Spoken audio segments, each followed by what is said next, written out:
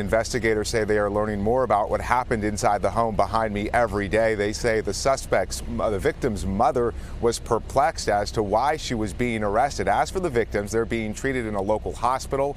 Their parents are in jail and will be in court on Thursday.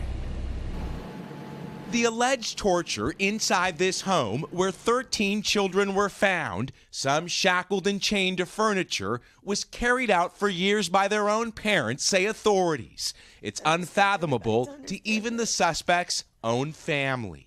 We are as hurt and shocked and angry and disappointed as everybody else. Louise Turpin's brother and sister distraught over allegations that their 13 nieces and nephews were living in squalor, physically and psychologically tortured.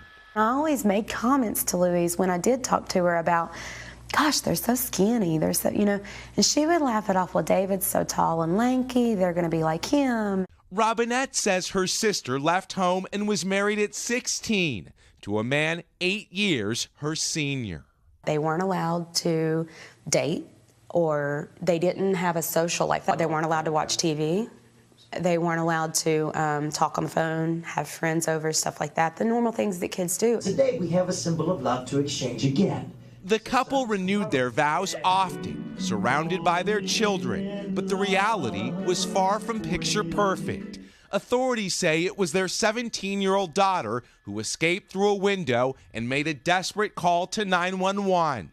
Police discovering that 7 of their children were actually adults, the oldest 29, all so malnourished they look like minors. NBC News now showing the faces of the adults. If you can imagine being 17 years old and appearing to be a 10-year-old, being chained to a bed, being malnourished and injuries associated with that, I would call that torture. Seen here on surveillance video, the Turpins were arrested for torture and child endangerment. Innocent children allegedly tormented by the very parents who were supposed to protect them.